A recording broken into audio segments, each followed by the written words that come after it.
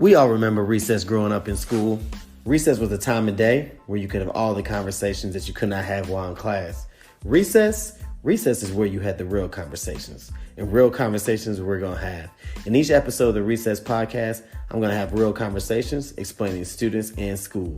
I'm David McGuire, and I'll be your host. It's recess time, y'all. Welcome, everybody, to the latest episode of the Recess Podcast. I'm your host, David McGuire. This is episode 17, The Race for the School Board. This is a 4-part series. I'm excited about part 1. 3 dynamic gentlemen with me. We're going to have a real conversation about school board races. And this conversation specifically will, I think, speak about a school board race that I know a lot of people are going to be watching this year. That's the Indianapolis Public School Board race. I have 3 candidates, all new candidates running for seats on the school board, so that you know this is going to be an exciting conversation. Again, the Recess Podcast stands for Real Education Conversations, explaining students in school. And we're going to have a real conversation explaining students in school, specifically the students and the schools and the families and communities of the Indianapolis Public School.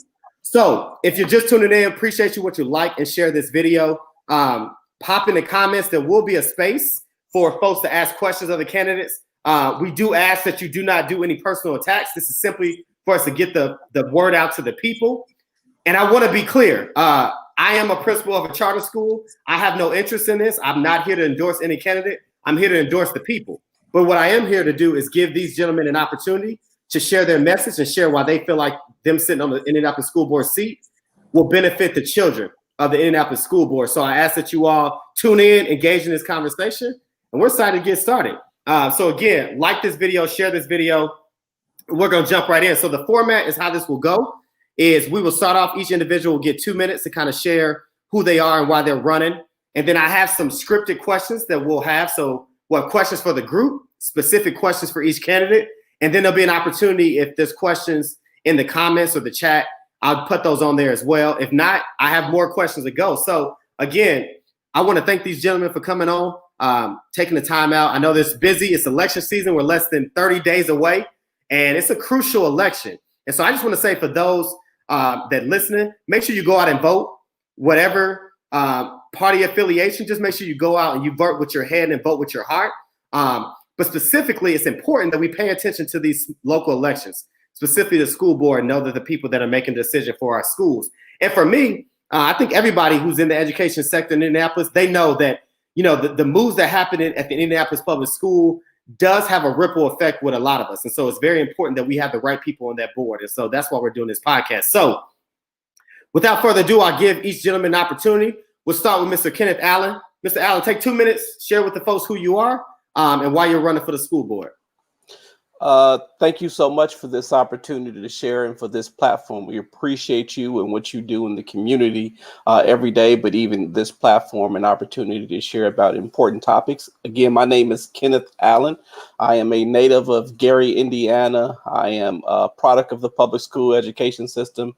My mother was a public school educator for over 30 years in the Gary Public Schools.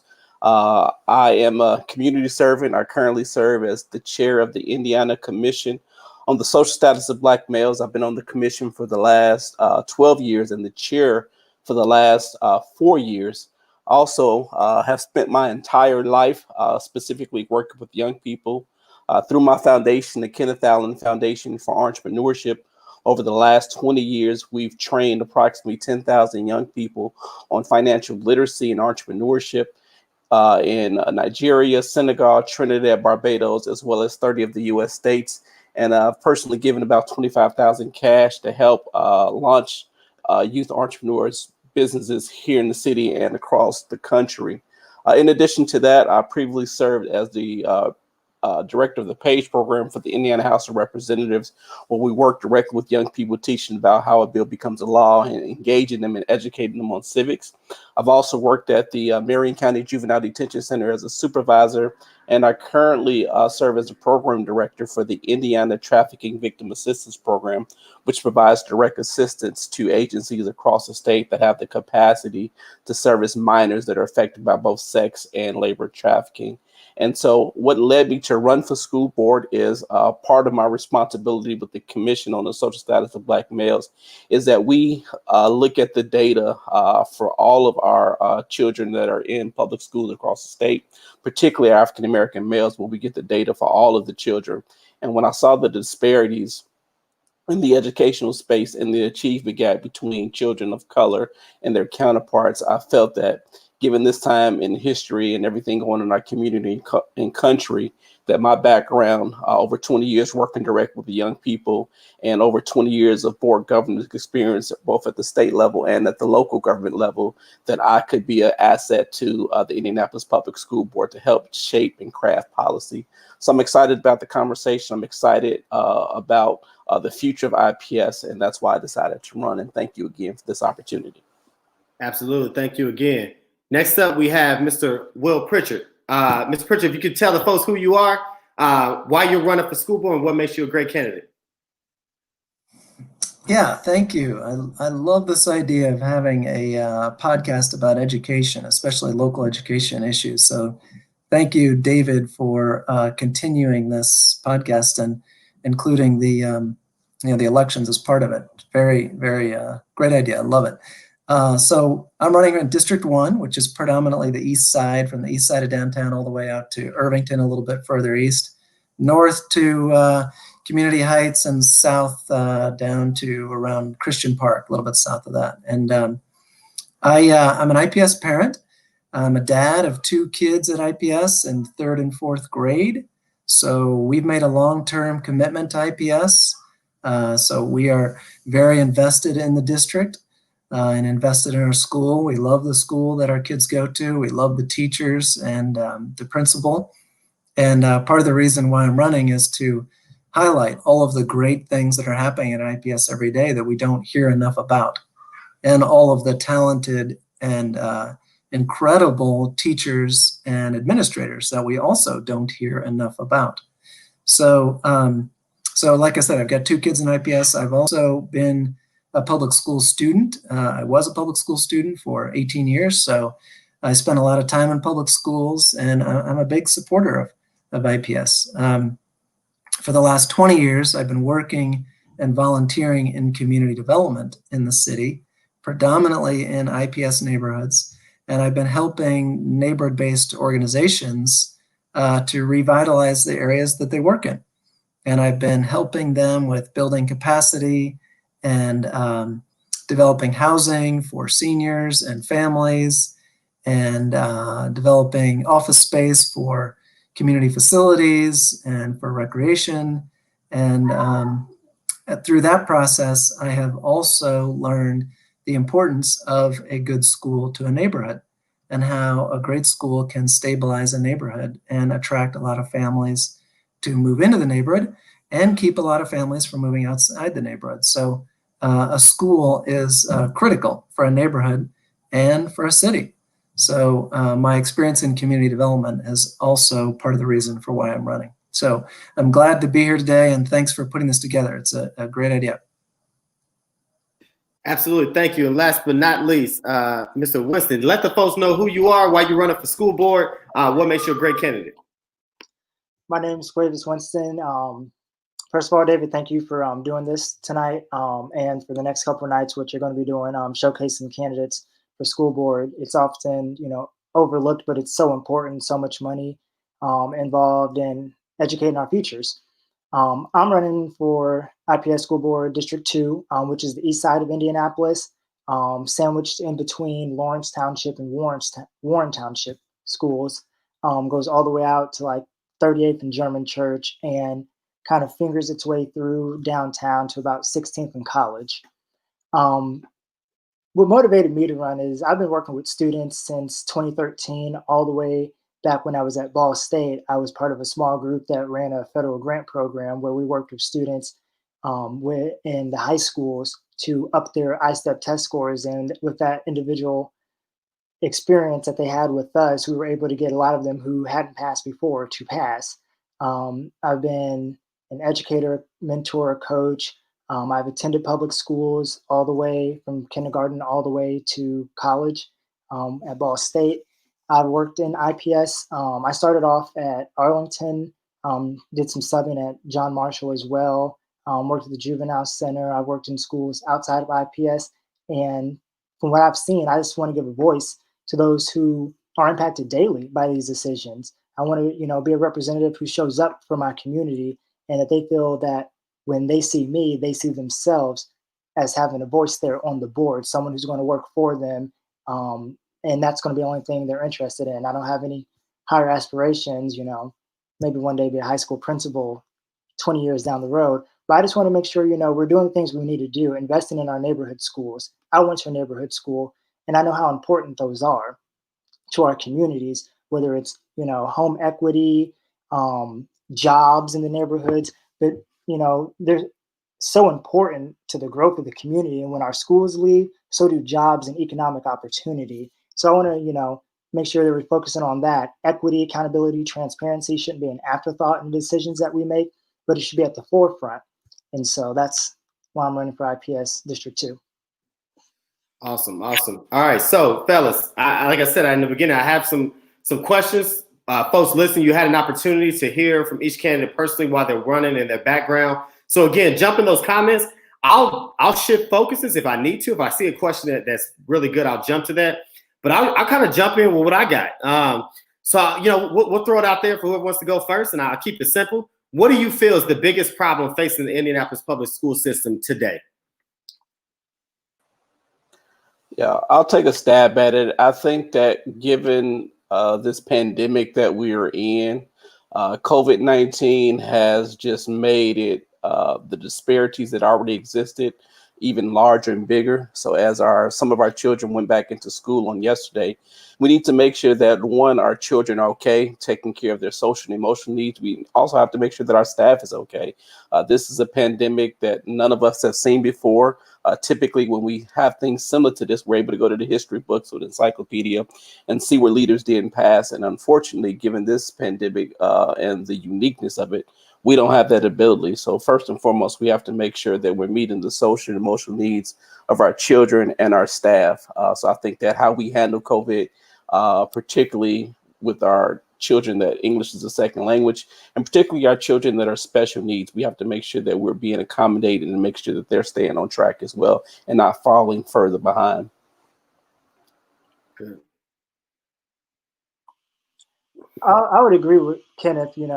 That's going to be probably the biggest one right now. While no one's faced this before, one of the things that we can do is we don't always have to go it along or do it create an IPS way. We can look at what other districts have been doing that have been in school and testing this out. We can see what's worked for them, what hasn't worked, and perfecting that model instead of starting from scratch trying to figure out if something works or not.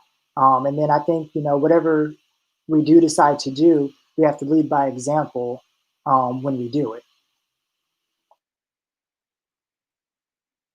Yes, I would agree. In the immediate term, the biggest issue is the pandemic and recovering from the pandemic. So we all know, and we've talked about the achievement gap that exists in IPS based on race and ethnicity. And we already had a significant gap, and I am afraid to see what that gap looks like in a year or even 2 years as a result of this pandemic. I think it's going to be significantly worse, which is really tragic at IPS.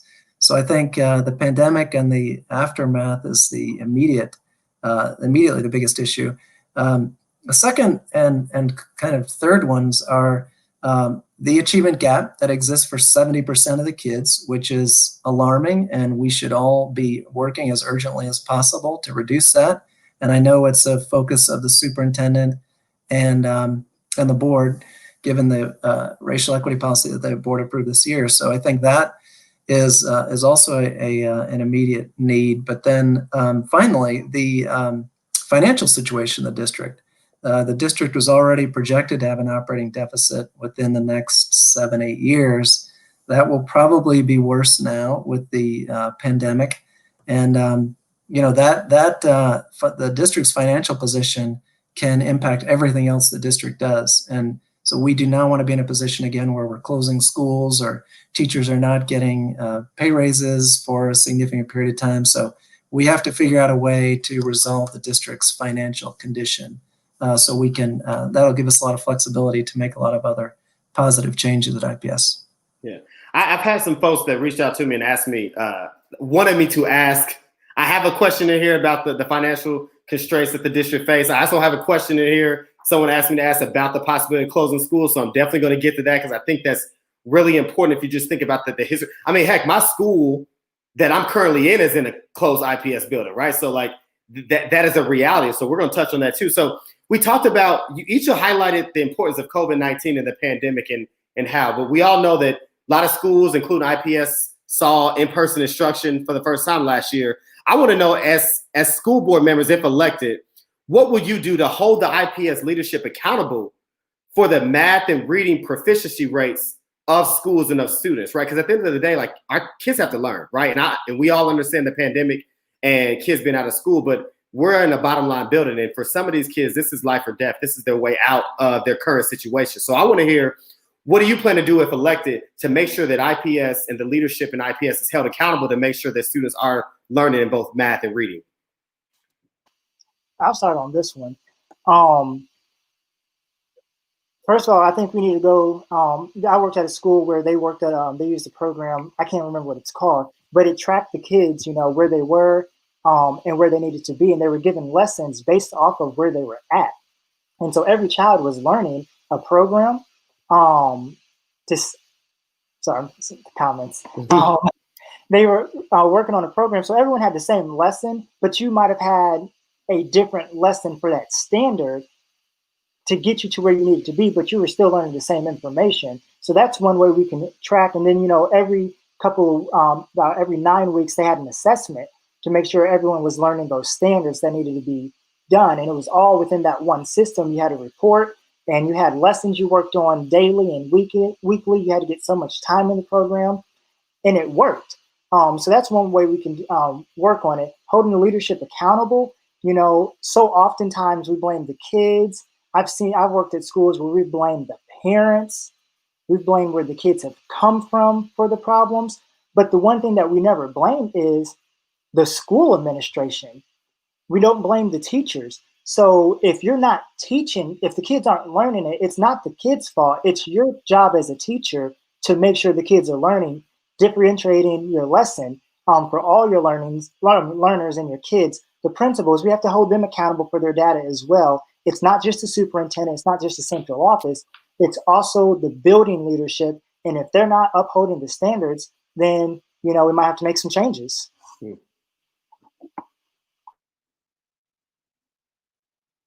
Well, Kenneth, do you guys have a thought on, what you could do to hold those, and I said IPS leader, I wasn't singling out building principals. I know as a building principal, it's priority for me, just because that's where my job is. But how do you see, if held on a seat, you holding the leadership in the district accountable for proficiency rates? Well, that's part of the role of the board. I mean, and the board has to be accountable for that too. So, if you're willing to be on the board, then you have to make the tough decisions that are going to be required if we are not making those achievements. So, I think we have to, IPS is accumulating a lot of data about how students are doing. We have to, now not all, there's issues around that data and the test scores, that, we could all talk for a long time about the, sometimes the ineffectiveness of data and test scores in capturing real achievement and growth with students. But so we have to consider that too, but we have to use some kind of measurement to see where kids are, before the pandemic and after the pandemic and next year. And, we may have to make some tough decisions, but, as board members, we are accountable to the public that has voted for us, and we have to hold all the people that are working for IPS accountable as well.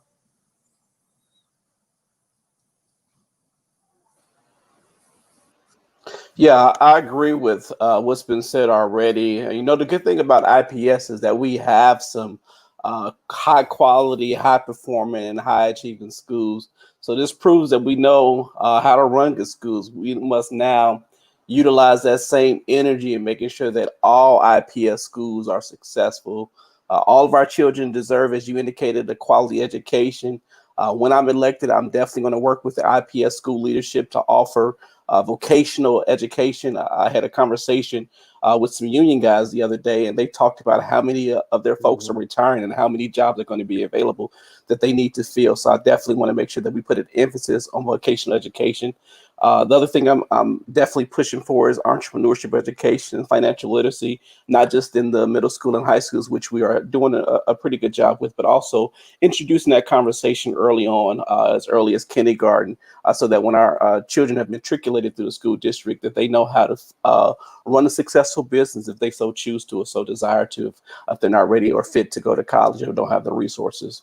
Absolutely. And Mr. Al, I'm going to ask a question about that because it's part of your 4 E's. And so later on in this conversation, I want you to touch a little more on that. So again, I asked about the proficiencies rate, and I asked it for a reason because, like I said, you know, you brought it up, this idea of closing schools. But in addition to closing schools, we know that since Superintendent Farabee was in the seat, when schools were underperforming, it was him who fostered that relationship between the district and charter schools, and the idea and collaboration with the Montrust of having innovation schools. And so it's a question that everybody wants to know because it isn't going anywhere. So my question for you is 2 questions around this whole conversation. So first, when you think about the relationship between charter schools and the district, what, from your stance, do you want to see from that relationship if elected on the board between district schools and charter schools or / innovation schools? And then we'll get on what that means for the district. So just speak to me about what you think the relationship should be between district and charter schools.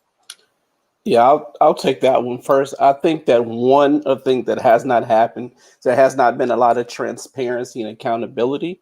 And so when I'm elected, I want to ensure that we have additional transparency and accountability between our innovation schools and the charter schools. We know that some of the models are working. There are other areas that need to be improved, but we need to highlight those that are proven. Those that are not proven, we need to look at going in a different direction.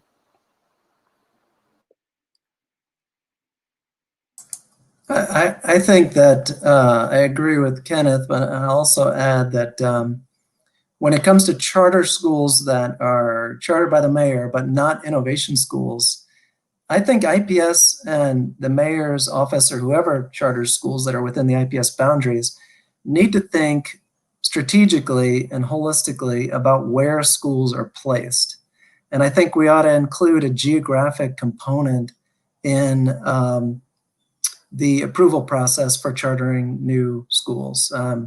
There are some parts of IPS's boundaries where there are quite a number of schools, and there may actually be too many schools.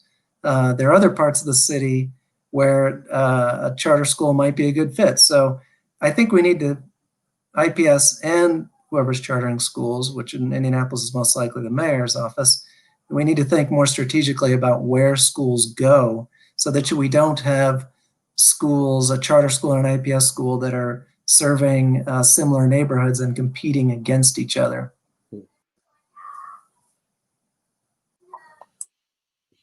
So for me, I think it's one of those things where, when you look at the data, a lot of these charter and innovation schools aren't doing too much better than our neighborhood schools are or traditional public schools.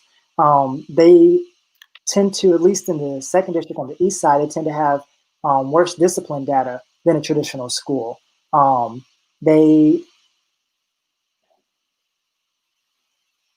It almost, when you look, and also when you look at the data, at least, for me, in the second district on the east side, when you look at the funding of the schools, there's inequities, but it's not what you see on social media and whatnot. It's our traditional neighborhood schools are getting less money than the charter and innovation schools are per student, which I find very unacceptable, especially when you think about the fact that, as students progress in their education, it tends to cost more to educate those students at the middle and high school level.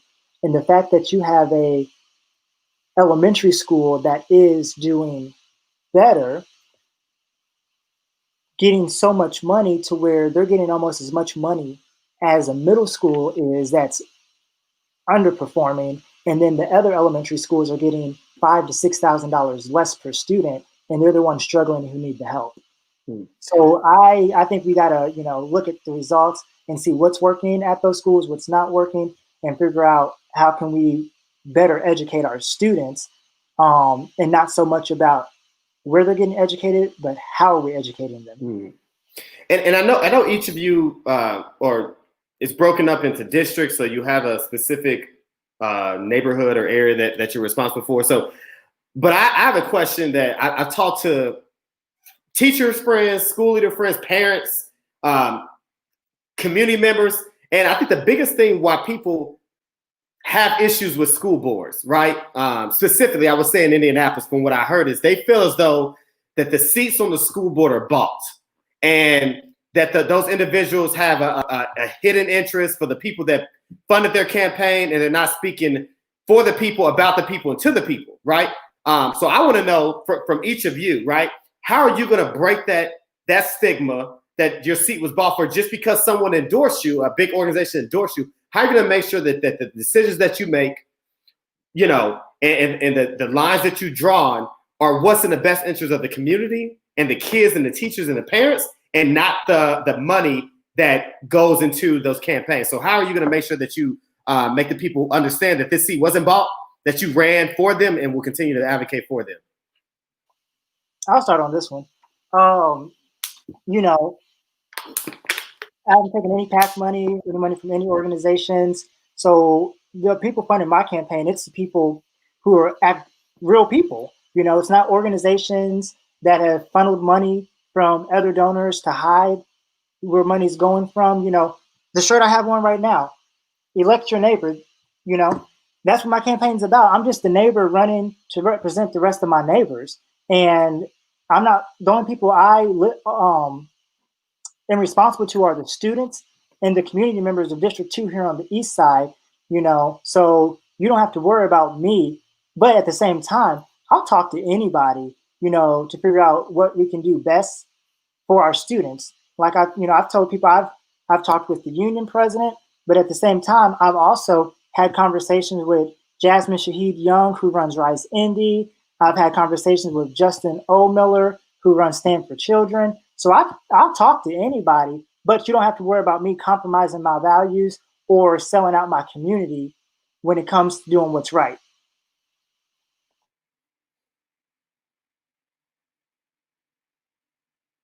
Go ahead, Will. Okay. Yeah. That's a great question. And this is a question that you could probably ask in this country about almost every office. Unfortunately, it has now sort of leaked down to even the school board races. So, it's a shame. I mean, money has distorted, elections at every level in the United States. It's terrible. I am not accepting contributions from direct contributions from an out-of-state entity. I've already made that clear. I have gotten some endorsements from a lot of local entities, and I will say what I tell other people is I started down this path 8-9 months ago, and I sat at home and I wrote down my list of priorities.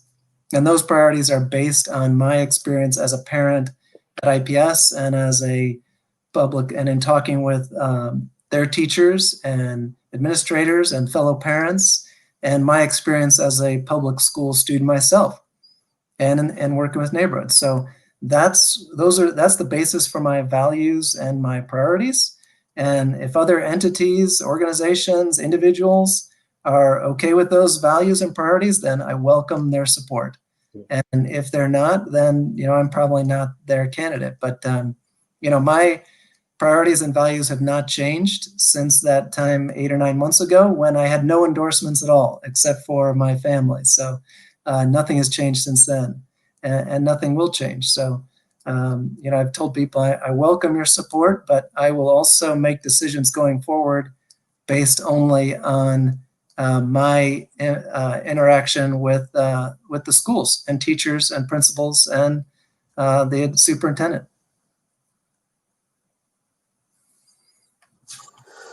Yeah, let me make it very clear. I cannot be bought.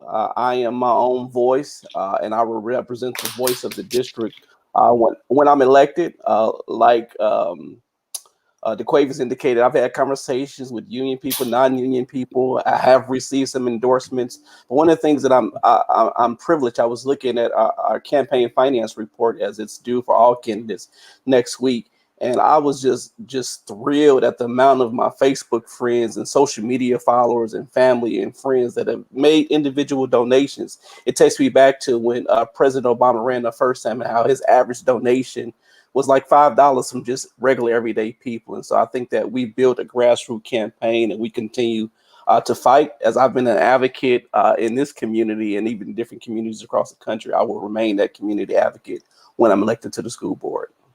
Absolutely. And again, that question was one that I thought about, but I also just folks, wanted to ask. And I'll say this, I think what people have to understand is like everything, and I think, Will, you said it best, like in most of all elections, there's some type of hidden interest and background.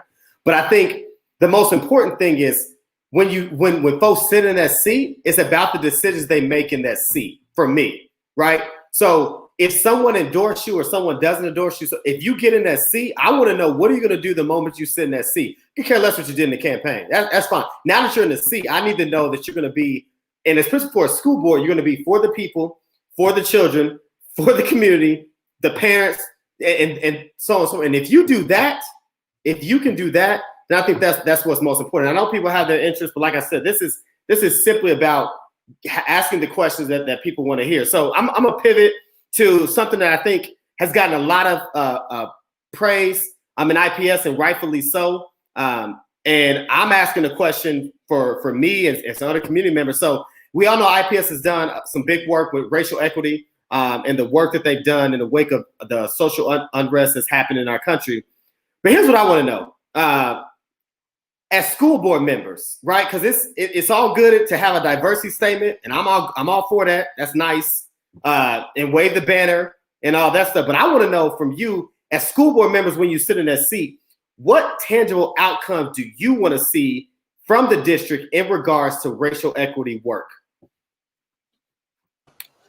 Yeah, I'll hop in first. I think for me, when you look at our district, I think that it is imperative that we have teachers and school leaders that reflect the population that we serve, with a district of almost 70% children of color. It's critically important that they see people that look like them. I was fortunate that when I matriculated through my public school experience, I had teachers that looked just like me, who understood my values, and were able to speak to me in a language that I understood. Also, for me, I think it's important that we have curriculums in our district that are reflective of the children we serve. I remember specifically being in social studies class in the 3rd grade, and I saw a gentleman by the name of Vernon Smith, who at that time I didn't know, but he looked just like me, and it just made me so excited to see somebody in a school book who looked like me and who had hair like me. Years down the line, I later on met State Representative Smith, who's a lifelong educator. But I think when children see themselves reflected in the curriculum, when they see themselves reflected in the classroom, they typically are held by higher expectations. And I think they typically do better. So I definitely want to push for hiring more teachers that reflect the population that we serve. I want to push to expand our curriculum to be more, not just culturally competent, but culturally comprehensive, to include the various demographics that are within our public school district.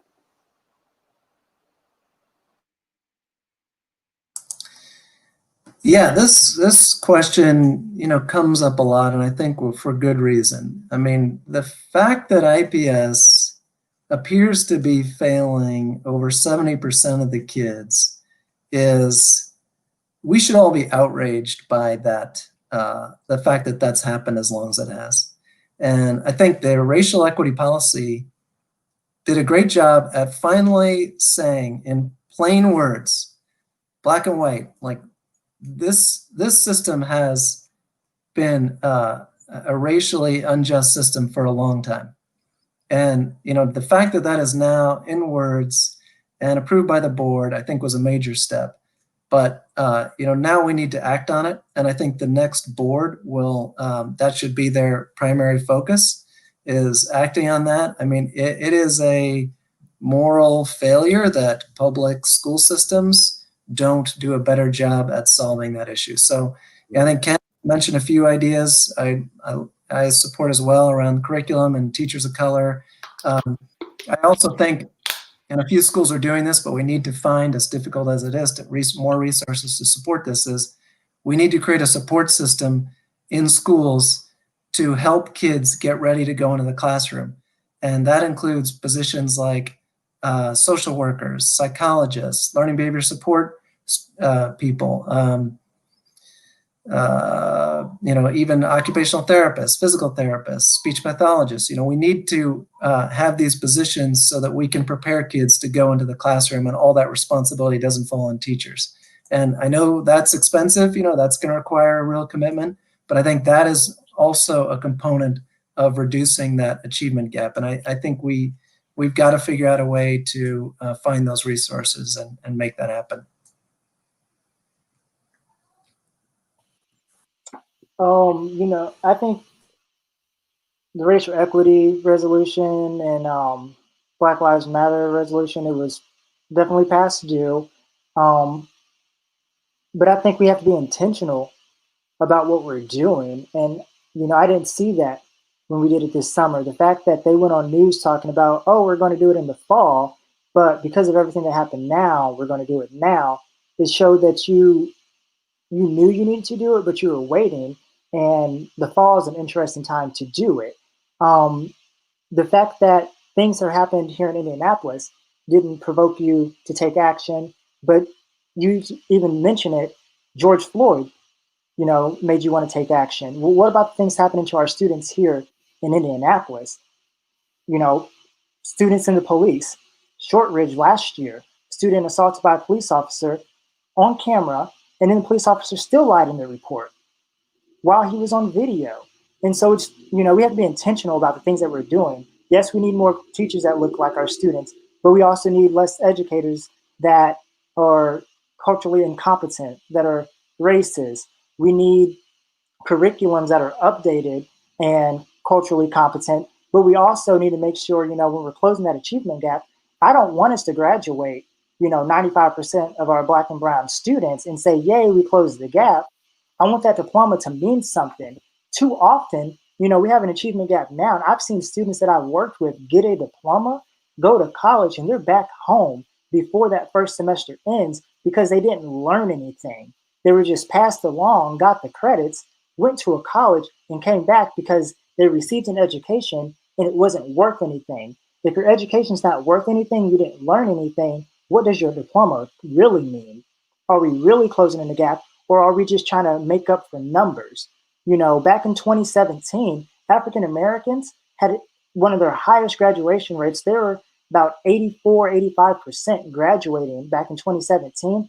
And every year since then, they have declined over and over and over again to where now they're about 77% graduating on average each year. But Hispanic students are like half a percentage point behind white students graduating here in IPS. So when we close that achievement gap, I want us to do it in the right way and to make sure that that diploma means something. Absolutely. Listen, I've always said, with everything that's happening, and first of all, not just you all running for IPS school board seats, and if you're elected, you're sitting on the seats for other school boards. This is a very tough question to answer. But I've always said, the most anti-racist thing you can do is teach a kid how to read, specifically a Black kid, right? Like at the end of the day. So that's why I always push, like, if you said, like, we got to make sure that whatever tangible outcomes we had leads to students being able to be proficient and successful in the world, right? Say, I know college is not for everybody, I believe, but here's what I will say. It's a school's job to make sure that a child can go to college.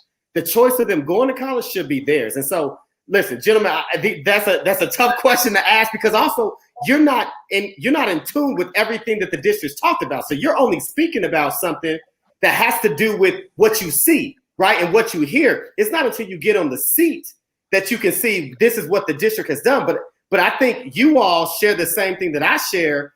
It looks good and it sounds good, but we all want to see tangible things. And my only challenge to the three of you, if you're elected to that seat, is you make sure that folks can have tangible outcomes that I can say, here's what the racial equity work at IPS has done, but not just IPS, everybody. And like I said, and Marlon said it right. It takes some courage. It's a tough question, but it's a question that everybody wants to know because they put themselves out there with that. And I think when you put yourself out there in the wake of everything, now people want to say, okay, now that sting is over. I want to know what you're going to do with this if you're going to tout it and things like that. So thank you for tackling that. And again, I think it should be something that's at the top of you all's list. Real quick, this is the Recess Podcast. This is episode 1. It's a 4-part series. This is part 1.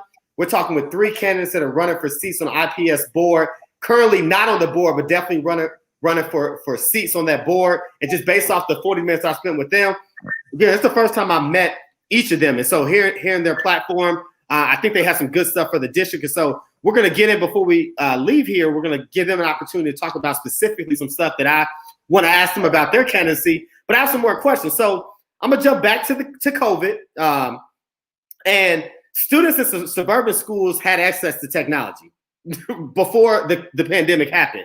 The pandemic forced everyone else, IPS, charter schools, and me included, to get on the bandwagon. So I want to know, what are you going to do moving forward now that kids are back in school to make sure that the work that we put in, the work and the investment that we put into technology is something that's sustainable to make sure that kids are digitally literate going into the 21st century?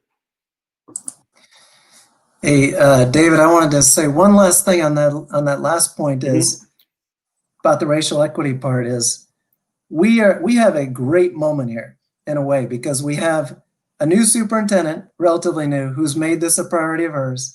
We have the board that at least, the current board has made it a priority, and hopefully the new board members will as well. And the current board passing the 2 resolutions made it a priority. And then you have just everything that's been going on nationally that has highlighted all these issues and really created a movement that we can start from. So this is we have a great opportunity to make some headway here. And my question, just rhetorically to everybody, is, if not now, when? If we can't do it now, when would we possibly do it? Now is the time. We've got a great opportunity here to solve one of our biggest problems. So anyway, sorry to get off track. No, absolutely. So, yeah, just I want to know, like, how we're going to make sure that the work that IPS has put in, the investment they put in, is going to make sure that we maintain this, and these Chromebooks and these laptops just don't sit idle. Yeah.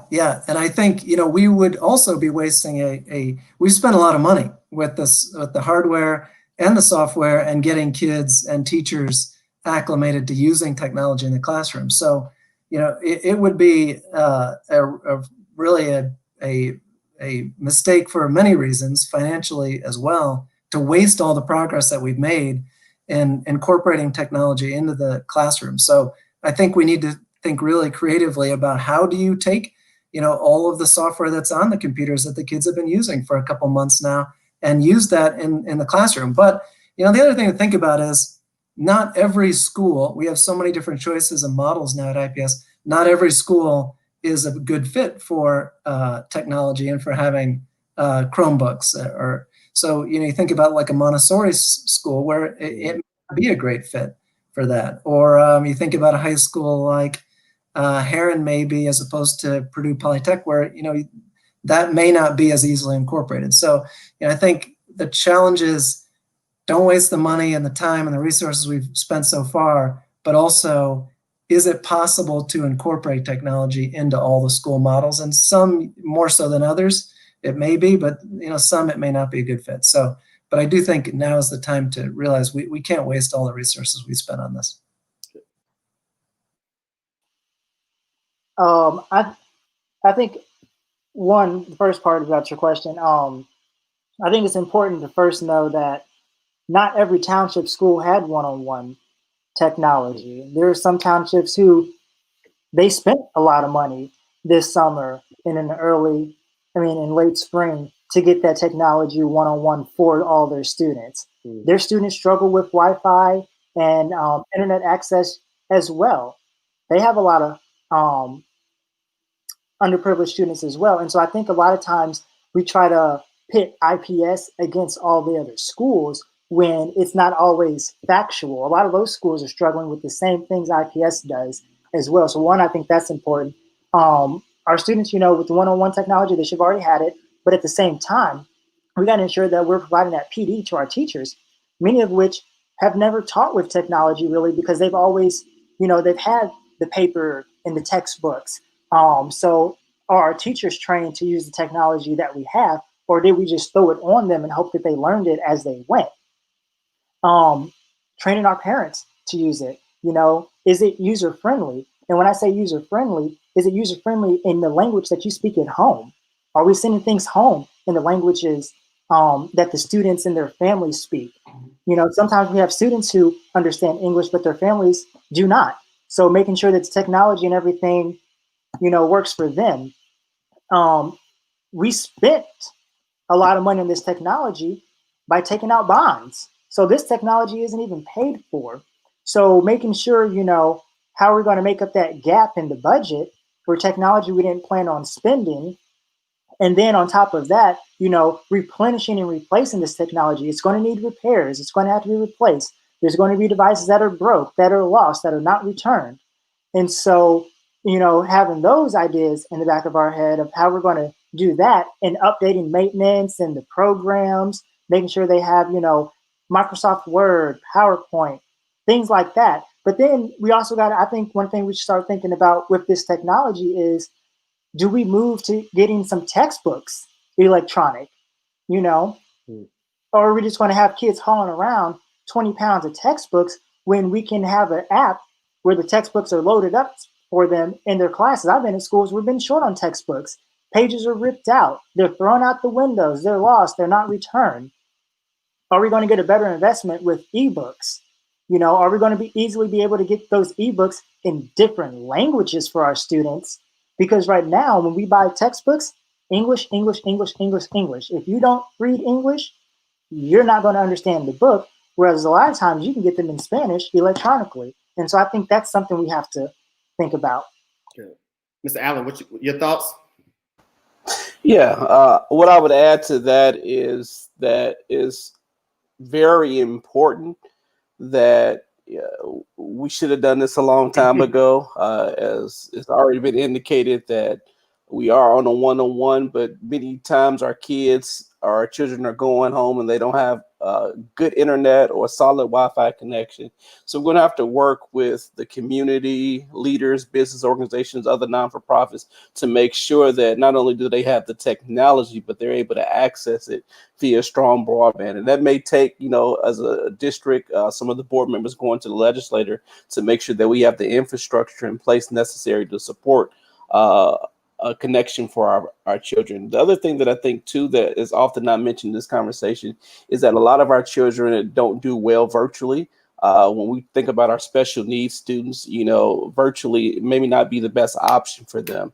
I know for me, I don't do very well learning digitally. I'm a type of person or student that has to be in a classroom. And so I think that, while it's great to have the digital aspect, and I'm all for it, I think to make sure that we don't leave anybody behind, that we're looking out for our deaf students, that we're looking out for our special needs students, and those that may not learn well in a virtual environment. So I want to make sure that we don't leave them behind as we move forward. Absolutely. First of all, I want to say shout out to those parents doing that virtual learning. Listen, I was a principal doing virtual learning, and it was tough. Shout out to the parents that are doing it. Shout out to the teacher parents that are doing it too, who are teaching and making sure their kids are getting on it. But I would be remiss if I didn't throw out this plug for the Indiana e-learning lab that I'm a moderator for the parent and community. So again, it's great resources on there for parents and for teachers. And it's a good way to earn some free professional development because I went to school to be a teacher in the classroom and not a teacher over a Zoom. So I know it's difficult for them as well. And that's going to be something, that on a school board that you're going to have conversations about. If we don't get the vaccine and things and we have to get shut down again in the wintertime, you'll be on that school board, and that would be tough decisions. And there's some folks that popped up there and they made a good point. Like, it doesn't work for all kids, right? So it was really good to see IPS open back up because I know with some parents who were itching to get their students back, not because they were tired of them being in the house. I want to eliminate that right now for the folks that said these parents are sick of their kids being in the house. Had nothing to do with that. They wanted their kids to learn. And they knew they weren't equipped to teach their kids the right way. And that's why they wanted their kids in school. So I just wanted to eliminate that notion because I get sick of seeing that on social media. So speaking of the parents, listen, first I want to give a shout out to my NDK-12 people. I'm an education junkie. I do the podcast. I write the blogs. I attend a lot of IPS school board meetings. And I talk to a lot of IPS parents when decisions come down because they make good, big news. And one of the main things that parents have told me is the lack of transparency. And I know right now, I'm going to ask this question, and I know there's going to be some folks listening that's going to say that's the same thing that the person said that was running last time, but I'm going to ask it anyway. How are you going to ensure that the board is very transparent in the decisions that they make? Because again, these decisions drastically impact teachers, parents, and kids. And so I want to know, when decisions are made, how are you going to make sure that they're transparent, number one, and two, how are you going to make sure that the decisions are made when you ask for the input of the families, that you really want the input of the families and not asking to check a box? And I'll just say this before I let you answer. I've heard parents say that decisions have been made, and we're talking about IPS, and I'm not bashing IPS because hell, a lot of districts do it too, but we're talking about IPS. IPS makes decisions, and they ask for input when their decision's already been made. So I want to know how you, as school board members, are going to make sure that when you ask for input for parents, that you're going to take that input and take it into account when you make decisions. So just talk to me about your transparency with parents. Yeah, I'll go first on this one. I think that the parents' voice is very important in the decisions that we make. Even as I was putting together my platform, I had a focus group of parents that I listened to and got advice to and still talk to with regularity to try to help shape how I make decisions. So I think that we have to be creative and innovative on how we engage parents. Typically, historically, a lot of times these meetings are 6 o'clock in the evenings. Well, that time frame doesn't work if you're a parent who works second shift or third shift. So we may have to rotate the meetings. We may, in some cases, have to incentivize. We may have to provide a meal and work with partners to make sure that we have snacks and childcare available so that the parents can participate. One of the things that I find unique about the pandemic and about getting engaged, particularly around policy, is that a lot of these meetings with the governor's ordinance are virtual now. And so you don't have to necessarily be in person. And we've incorporated ways to get input digitally and virtually. And so you may not be able to be there physically, but there are ways that you can connect by logging on from your smartphone or logging on from a phone, and you can engage and see what's going on. But I agree, we have to be transparent with our parents. Their voice must be heard. And I guarantee you that when I'm elected, I'll make sure to continue to listen to parents, as we're already doing right now. I've said this since the very beginning. Just like I'm reaching out to folks now, I'm campaigning. I'll do that same thing before every board meeting when we have important conversations. I'll hold my own town halls. I won't wait for that one every 4-year IPS mandated forum that the district does. I'll hold my own. I'll go to community member meetings. I'll meet my community where they are, whether it's at church, festivals, PTA meetings, whatever. I'll meet them there. I'll talk to them about what's coming up. It's hard to have that transparency now when you don't tell people until Saturday or Sunday what's coming up at the next board meeting. You tell them they can sign up to offer public comment, but you don't tell them until 2 or 3 days later what they're even going to be talking about at the meeting. If the staff and the board has the information, the public needs to have the information. And I'll be sure that if I have the information, I'm going to give it to my community. Because, if you have questions, I'm sick and tired of going to board meetings and hearing, I don't know, I'll get back to you. I don't know, I'll get back to you. Well, we have to vote tonight.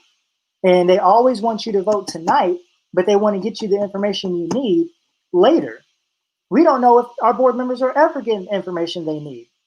And so with me, you can count on, I'm not taking any votes, or it's going to be a no vote if we don't have that information and I haven't had the chance to talk to my constituents.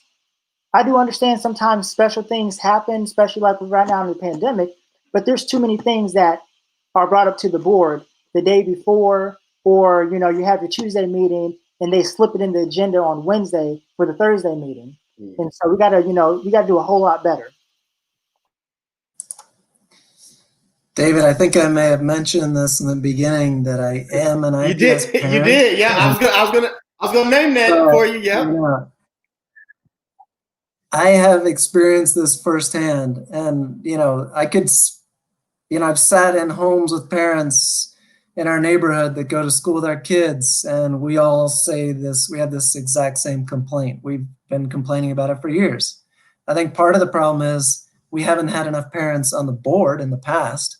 And so it's hard as a board to make decisions that affect parents if no one on the board is a parent. I mean, that's just difficult to put to make decisions that impact somebody if you have no idea what it's like to be in that position. So we need more parents on the board. That is critical. We have to have that. There are now, I think, 2 parents on the board, but we need to keep more, a good portion of parents on the board. The other, I remember, just as an example, I remember a couple of years ago that the board or IPS provided a survey about changing transportation times, and they asked parents about a couple different options. And when they came back with the final decision, it was not one of the options that were available to parents. So that gives you an idea of how kind of separated they can be sometimes from parents. So I think we need to all accept that schools belong to communities. They really, and we need to create a stronger bond between neighborhoods and schools, because really the community owns the school, even though they sometimes don't feel like it, which is unfortunate because they haven't been engaged enough or been empowered enough to get involved in the school. But I think we need to build that stronger bond. And DeQuavis and Kenneth have offered good suggestions about changing the board meetings and making them more friendlier to parents to access. But I think we need to change that culture around making sure that everyone understands the school belongs to the community and to the neighborhood. Absolutely. Listen, one of the reasons that I wanted to do this series was to bring a heightened awareness to the importance of school board races. And all you guys said, and you kind of stamped it at the end. Parents, I'm speaking of parents and teachers that school board is yours. That community is yours. And if you don't like what's happening, you can get every last one of them out of there if you wanted to, right? That's the power you have. But I think like you all have a test, and I've kind of followed you. I don't think parents know that. And one of the things that I've appreciated about the 3 of you individually is that you've been very intentional with making sure that you highlight that the work that you've done previously to this time has been built around people. And I think that's what we got to get back on the school board. We got to get people back on the school board. Right now, a lot of school boards, and this is across everywhere, are ran by entities and not by people. And so I am going, if all 3 of you or whoever gets elected, I'm going to hold you to that, because I believe that's what you're about. You're about bringing people. And you see it on here. You give parents that right, to give them that voting power. But the question on here now, are there current IPS parents sitting on the board? I know there's parents on the board, but are there IPS board members that have children in IPS schools right now? Yeah, I know Evan Hawkins has kids in IPS. Okay, yeah. So that answers that question. A lot of people ask, is that maybe others? Got you. So here's a good question. Yeah, maybe one more, but I know Evan at least. One of you, I want one of you to take a stab at this if you could. So there's a question that said the Indiana Commission for Higher Education shared a college readiness report that tracks students from senior cohort in 2015, 4 years post high school, to see where they were in degree completions. Crispus Attucks High School had the highest 4-year completion rate at 35% of students completing a college degree in 4 years. As a board member, how will you address the issue that parents will face? This is good. How will you address the issue that parents face when determining to keep their child in an IPS high school or send them to another school? Because the comment came up about Heron and Purdue Polytech that I believe are innovation schools. So we're talking about what are now the 4 IPS high schools, correct? You have Tech, Crispus Attucks, Short Ridge, and I'm missing one. George Washington, right? So when you have to that, how will you as board members ensure, and again, I know innovation schools and IPS, that's tricky, but some parents want to know how you're going to keep those kids in those IPS high schools.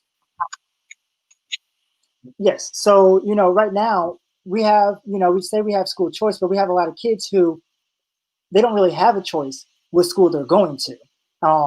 And that's where a lot of our kids are here in IPS. They don't have, the money or the vehicles to go to the Park Tutors, Cardinal Ritters, and things like that. And so they have to go to an IPS school. And our job is to not just fill the seats at our schools, but to make sure the curriculum that we're offering, it's rigorous and it's relevant. It's preparing them for life after high school. And then for those parents, we have to make those changes. We can't just do a lot of talking and studying year after year after year. We have to be intentional about the changes that we're making and ensuring that our students are properly prepared for life after IPS high school, no matter where you go. And, it's kind of like my answer earlier. What does that high school diploma mean? A high school diploma, from the looks of this, from this data, it means that, if you have a high school diploma at Crispus Attucks right now, there's a little bit chance that it's going to mean more than going to Shortridge Tech in George Washington. But with that rate, it doesn't really mean much. It's not showing that our kids are learning the things that they need to do. We're just pumping kids out of the system to say that we graduated them. I've been at schools where their whole focus was, let's hurry up and get kids out in 4 years. And if we get them out, by September, it counts as our 4-year goal. But then 5 years after that, we have to make sure that not only are we getting our kids out in a timely manner, but they're learning everything they need to, because, we can't focus on trying to compete with everyone else. We have to focus on making our schools better, because once we make our schools better, then people are going to want to send their kids to our schools.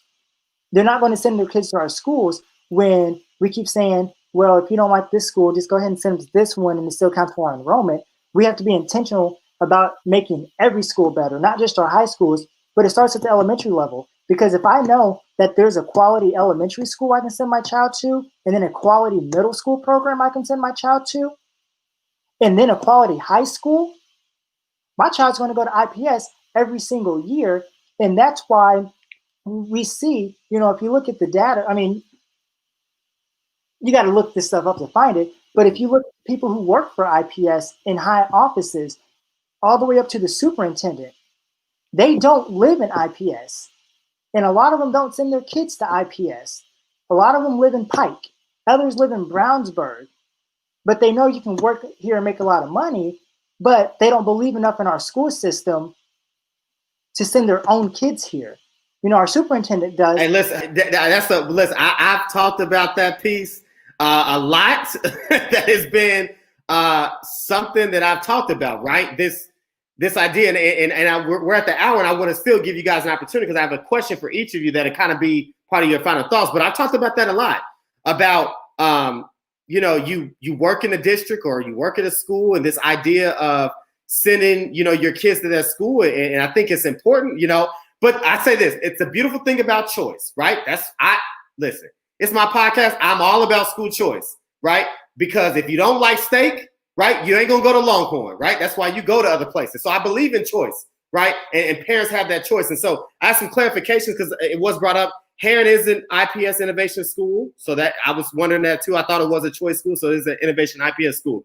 So here's how we're gonna close out. I want you guys to do a couple things. I have a question specifically for each of you, and we'll go in reverse order. And I'll ask the question, and as you answer that question, I want you to also kind of give your final pitch. I know you guys have other community events, but your final pitch for the Recess podcast on why you should get the seat. So, like I said, we'll go in reverse order, and we'll put the question. We'll put you on the solo screen. So my question for you is this: you mentioned it, and I heard you had some experience working in IPS. So how did that experience working in IPS shape you to run for school board? And then kind of just end it with your final statement on why you should be elected. Yeah, so when I first entered working at an IPS school, it was at Arlington High School. And I'll never forget my first day. When the tardy bell rung, every kid was still in the hallway. I had, I think, one kid in my classroom, and everyone was in the hallway. And it was then that I realized we had a culture problem here in IPS. And you see that at a lot of our schools where there's a culture problem. And then even the data shows that, we always talk about our strategic plan, and you look at all the red right here, this is culture. Everything is red there because we have a poor culture here in IPS, and we do little to nothing to fix it. We talk about it, but we don't make those changes. And so I'm running because, I've worked, on a federal grant program. Like I said, when I was at Ball State, I've been a preschool teacher. I've worked at an elementary school, a middle school, a high school. I've tutored college students. And so I've worked at so many different levels of education, and I've seen education in IPS and outside IPS. And so I believe that I have, that unique experience that I can bring to the board of having worked with students and administrators and students in different grant programs to ensure that we're doing what's best for our students and providing a quality education that's rigorous and relevant for our students. When I think about, representing my community, the first step of it is you have to show up. And I'm running against someone who, if you go by the IPS and the state standards for attendance policies, this person is chronically absent. They have twice the average number of absences than the rest of the school board members, and they regularly miss 5 meetings a year. If you don't show up, how can you represent a community when you refuse to show up for them? And so, I want to be a visible, active member for District 2, but also ensure that when our kids graduate and leave IPS, we're not just proud of them, they're proud of the education they got because they went to college or did whatever they wanted to do after school, and they were able to make it and be successful. And that's my end goal for our students, for them to be successful and to be proud of the public education they receive in Indianapolis Public Schools. Awesome. Thank you. Thank you. Mr. Pritchard, so I read, and same thing with you. I'll ask this question and then you kind of give your final thoughts. So I read that you have a history investing in community. So how has your work in community development positioned you to run for school board, and how would that help you be a great school board member for the families in the community in Indianapolis Public School?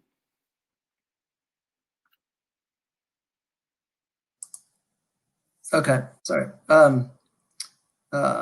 First, I have to congratulate the other members of the panel for perfecting their ability to adequately light their. I need to meet with each of you and figure out how to work on the lighting.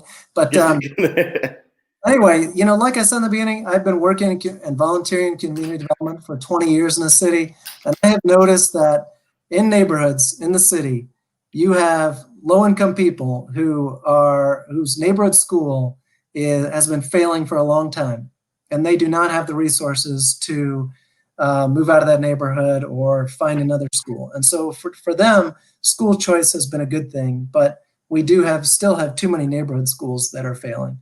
And then you have more affluent people who have left the neighborhood and have the ability to leave the neighborhood and go to a private school or leave the district entirely, go to another township school. And they have that ability, which is great, but not everyone has that ability. And so we need to make sure that every neighborhood has a great school. And, after 20 years in community development, I have seen the impact a great school can have on a neighborhood and how it can stabilize a neighborhood, keep people in the neighborhood, bring new people to the neighborhood, and help stabilize property values and safety and crime. And a good school can transform a neighborhood. So that is partly why I'm running, and then also because, like I said, I'm a parent. We need to empower parents on the board. They need to have a voice. They need to be able to influence the way decisions are made at IPS. That's critical. We haven't had enough of that for a long time. So I'm running to empower parents and to make sure we all acknowledge that schools need to be owned by the community. Awesome. Thank you. And last but not least, Mr. Allen. So my question for you, and same thing, I'll ask you the question, answer the question, then kind of give, your final piece on why you should be elected. So you talked about adding a 4th E to IPS, which would be the entrepreneurship. And you kind of touched on it a little bit, but if you could talk to me about how you feel that adding entrepreneurship will not only benefit the children in IPS, but also help improve the schools.